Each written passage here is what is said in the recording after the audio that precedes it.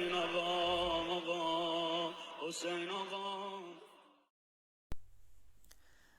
بسم اللہ الرحمن الرحیم. اس سے پہلے کہ اپنے اگلے حصے میں ہم آپ کے سامنے پیش کریں کہ ان حالات کے پیش نظر سید الشہداء امام حسین ابن علی کے سامنے کون سے راستے تھے اور ان میں سے سید الشہداء نے اپنے لیے کون سا راستہ منتخب کیا اور کیوں. ایک سوال کا جواب میرے خیال میں ہمارے لیے اس سے پہلے بہت ضروری ہو چکا ہے. سوال کسی نے کیا ہے کہ کوئی قوی دلیل دیجئے کہ سن 60 ہجری یا سن 61 ہجری میں امت محمدی بالعموم مردہ ضمیری کا شکار تھی. میں کہتی ہوں اس سے بڑی دلیل کوئی نہیں ہو سکتی کہ امت محمدی اس وقت بالعموم مردہ ضمیری کا شکار تھی کہ رسول خدا کی رحلت کے محض 50 برس کے اندر اندر ان کے گھرانے کے وہ افراد کہ جن کا نام لیتے ہوئے 1400 برس بعد آج بھی ہر فرقے کے افراد احترام میں ان کا نام لیتے ہیں اور ان کے نام کے ساتھ علیہ السلام، رضی اللہ، کرم اللہ وجہہ جیسے الفاظ لگاتے ہیں. ان افراد کو جن کے بارے میں مثال کے طور پہ ایک فرد کے لیے جو آپ کے داماد رسول بھی تھے، برادر رسول بھی تھے اور نفس رسول بھی تھے، یعنی علی ابن ابی طالب علیہ السلام کے لیے رسول خدا نے خود اپنے زبان مبارک سے ارشاد فرمایا کہ یہ قسیم نار والجنہ ہے، میں اور علی اس امت کے 2 باپ ہیں. یا مثال کے طور پہ کہ علی کو مجھ سے وہی نسبت ہے جو ہارون کو موسیٰ سے تھی. ان میں سے ایک فرد علی ابن ابی طالب ہیں. دوسرے جو 2 افراد ہیں وہ امام حسن و حسین ہیں، جن کا تعارف کرواتے ہوئے رسول خدا نے بارہا یہ نہیں کہا کہ یہ میرے نواسے ہیں، بلکہ یہ کہا کہ میرے بیٹے ہیں اور یہ جوانان جنت کے سردار ہیں. یعنی جتنے بھی افراد ہوں گے جنت کے اندر ان سب کے سردار ہیں. ان کا تعارف اس طریقے سے کروایا کہ مباہلے میں اپنے بیٹوں کے طور پر رسول خدا امام حسن و حسین کو لے کر گئے. ان افراد کو آج بھی امت محمدی بڑے ہی احترام کی نظر سے دیکھتی ہے، اور اگر ان میں سے کوئی فرد اس وقت بنفس نفیس امت محمدی کے درمیان آ جائے تو میرے خیال میں پوری امت محمدی کو ایک جگہ پر اگر کوئی چیز لے کر آ سکتی ہے وہ ان میں سے کوئی بھی ایک فرد، ان میں سے کوئی بھی ایک شخصیت ہو سکتی ہے.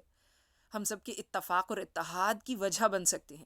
لیکن یہ افراد اس وقت امت محمدی میں موجود تھے اور رسول خدا کی رحلت کے بعد 50 سال کے اندر اندر امیر کائنات یعنی امیر المؤمنین علی ابن ابی طالب علیہ السلام بھی شہادت کے منصب پر فائز ہو کر اس دنیا سے جاتے ہیں. امام حسن مجتبیٰ بھی شہادت کے منصب پر فائز ہو کر جاتے ہیں، اور سید الشہداء تو سید الشہداء بن جاتے ہیں. یعنی کوئی عام شہادت آپ نے نہیں پائی ہے، 72 افراد کے ساتھ کربلا جیسا معرکہ ظہور پذیر ہو جاتا ہے. امت محمدی کی مردہ ضمیری اس سے زیادہ اور آپ کے سامنے میں کیا دلیل پیش کر سکتی ہوں کہ یہ مرض اس وقت بالعموم ہر ایک کے لیے تو نہیں کہا جا سکتا کہ 100% ایسا تھا، نہیں ہو سکتا ہے، یقیناً نہیں ہو سکتا. اس وقت بھی ایسے افراد تھے جو کربلا تک پہنچے یا امام حسن مجتبیٰ کا ساتھ دیا یا امیر المؤمنین کے ساتھ جنگ صفین میں یا دوسری جگہوں پر دوسرے مارکوں میں آپ کا ساتھ دیا ہے. ایسے افراد موجود رہے ہیں، 100% نہیں کہا جا رہا، لیکن بالعموم لوگوں کی حالت تقریباً ایسی ہی تھی. اصل سوال یہ ہے کہ انسان کے اندر مردہ ضمیری کیوں آتی ہے. اگر آج ہم اس نقطے کو ختم کر لیں، کور کر لیتے ہیں کہ مردہ ضمیری انسان کے اندر کب آتی ہے؟ جب انسان کا ارادہ قوی نہیں رہتا، اس کا ارادہ کمزور پڑ جاتا ہے. جب انسان کا ارادہ کمزور ہوگا تو اس کے پاس اس کے علاوہ اور کوئی انتخاب کا یا چوائس کا راستہ نہیں رہ جاتا کہ وہ ہاتھ پر ہاتھ دھر کے بیٹھ جائے، کیونکہ اسے پتہ ہے کہ وہ ارادہ کر تو لے گا لیکن ارادے پہ قائم نہیں رہ سکے گا. جناب مسلم ابن عقیل کے ساتھ کوفے کے اندر کیا ہوا؟ ہزاروں کی تعداد میں افراد نے آ کر آپ کے ہاتھ پر سید الشہداء یعنی امام حسین کی بیعت کر لی تھی، لیکن وہ اس بیعت پہ قائم نہیں رہ پائے، اس ارادے پر قائم نہیں رہ پائے. آخر میں جناب مسلم ابن عقیل تنہا چلے جاتے ہیں.